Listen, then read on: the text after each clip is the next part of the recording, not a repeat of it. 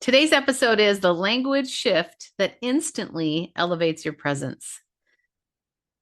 Positivity is the big theme for today. It is not about necessarily being cheerful all the time, although that is a wonderful thing.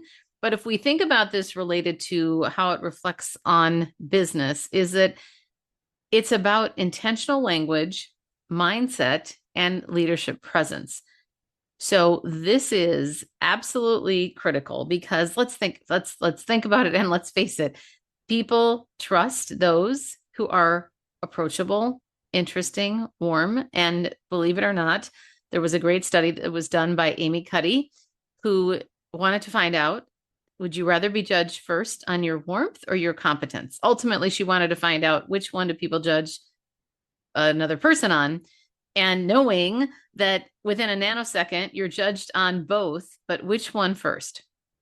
The majority of people said competence, but the actual results of the research was that people judge first on warmth.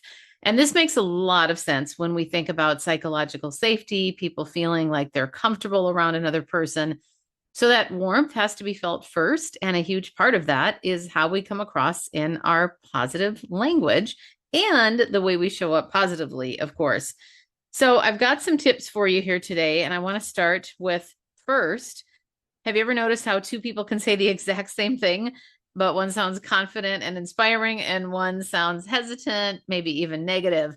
I was even at a brunch today, and I remember one of the women was a little bit long-winded and a little negative in the way that she spoke about things. And I remember thinking, wow, it's so fascinating how repelling negative people are and the way they come across in their language, but also in their energy, just the way that they show up in the way that they speak.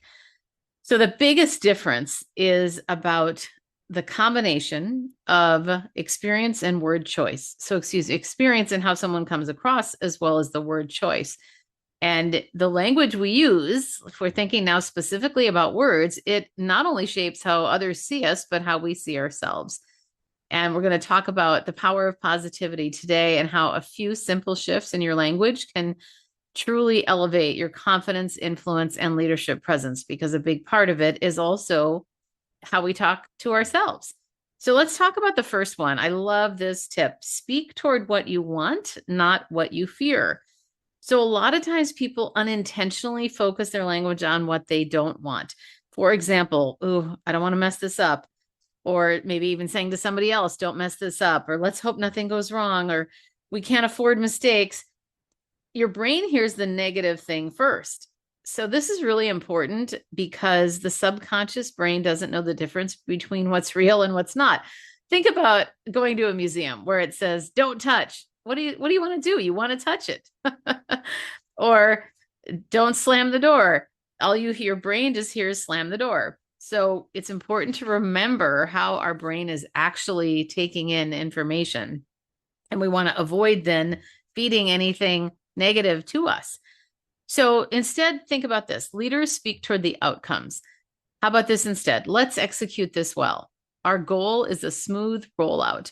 Let's focus on doing this right instead of saying, I hope we don't do it wrong. So it's a small shift, but it definitely directs attention towards success instead of anxiety. Tip number 2, replace problem language with possibility language. We've talked about this a number of times, but let's think about how some leaders unknowingly reinforce problems by repeating them. They say it over and over again. And we know people, all of us in our personal lives, that do the same thing. So you hear phrases similar to what we said before, is this is a mess. This will never work. We're stuck. And strong communicators acknowledge reality without amplifying negativity. There is a great tip in a book called The Oz Principle. I used to teach from this when I was doing culture work, specifically with a company called Culture Partners. And one of the things that we were taught, which is fascinating, is when you get somebody in a spiral of negativity and they're complaining about everything, the best question, this is number one, I would write this down. The best question for getting them out of that rut is to say, what can we do about this? Or what can you do about this?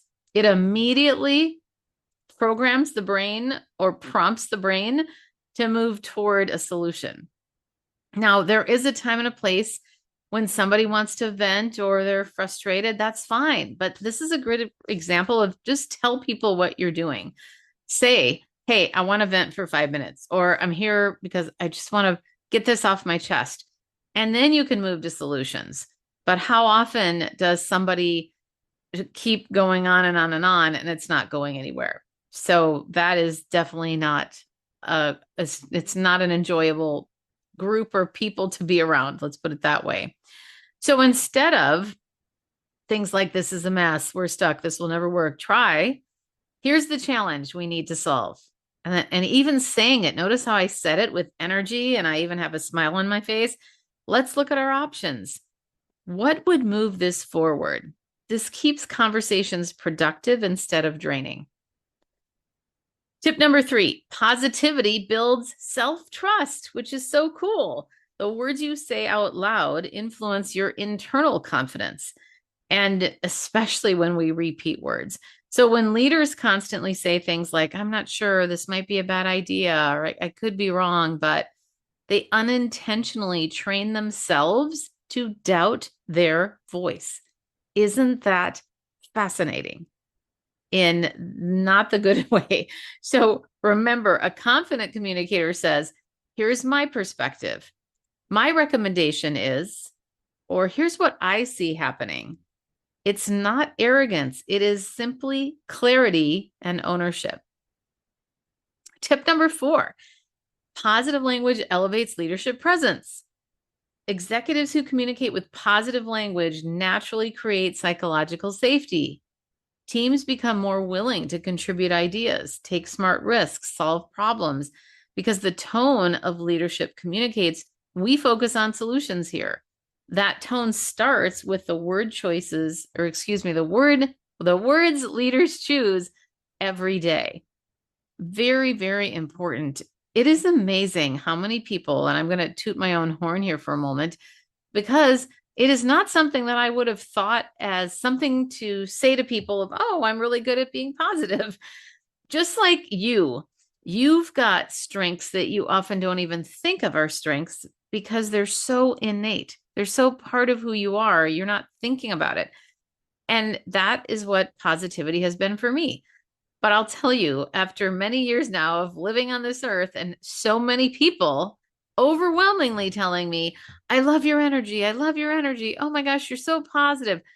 I'm so thrilled for that. But that is not something I would have gone to market and said, hey, this is what I do or who I am.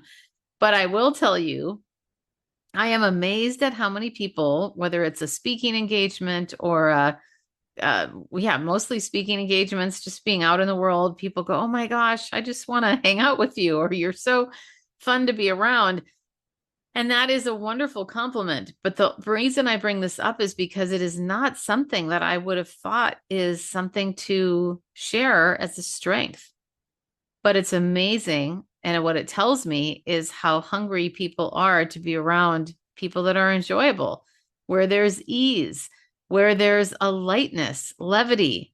And when people are fun, we all want to have fun. There's an incredible calm and peace and sense of fulfillment with joy. So remember that positive language is so important. Number 5, positivity is contagious. Emotions spread. When we think about this of culture, it spreads through teams faster than strategy. Absolutely. When you are in a great culture, people are feeling great around you. It is amazing. And research consistently shows that leaders set the emotional tone of an organization. So it has to start from the top. A leader who communicates with optimism and possibility creates more creativity and stronger collaboration, higher engagement. Your words literally shape the culture around you. So remember, be that positive force. So let's review these 4 tips. The first one, speak toward what you want, not what you fear. Number 2, replace problem language with possibility language. Tip number 3, positivity builds self-trust.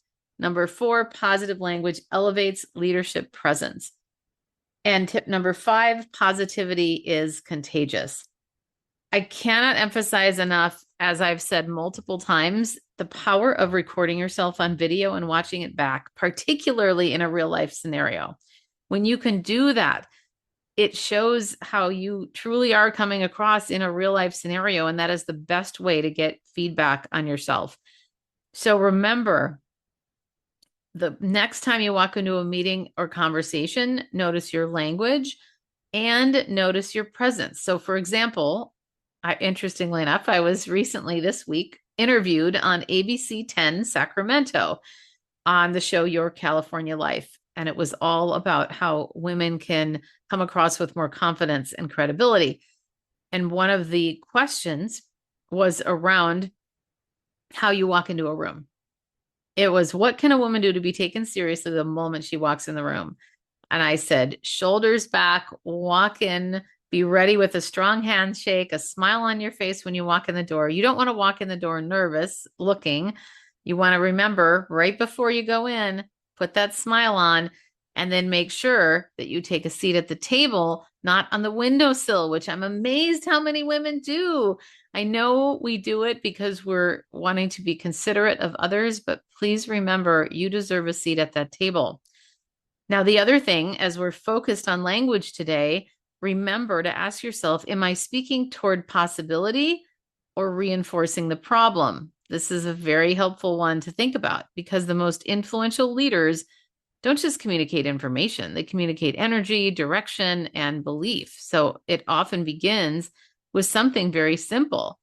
So remembering to choose words that move people forward.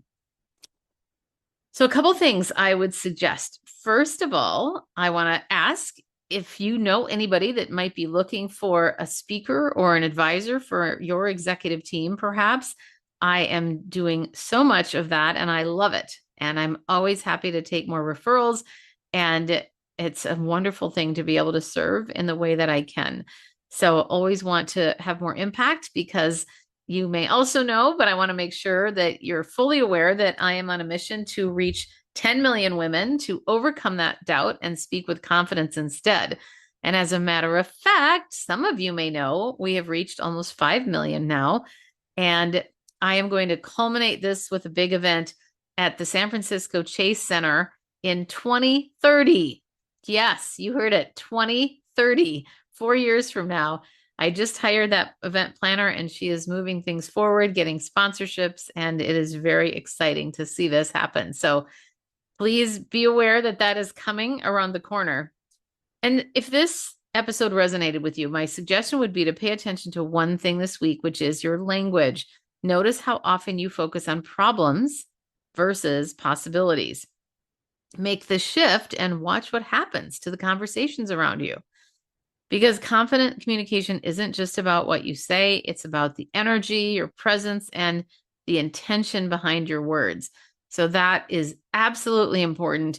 And the more that we can do that, the better. It is, I cannot even emphasize, and I know you know this, just a reminder of how often when you're around somebody that is forward thinking, that is just has a warmth about them, makes you feel comfortable and gets things done, that is a winning, winning, winning combination.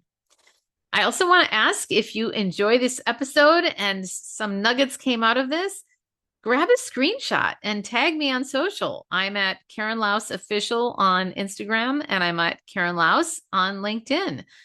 And of course, Facebook. I'm not as active on Facebook, but Karen Laos at Facebook, or excuse me, what am I on? Karen Laos Consulting on Facebook.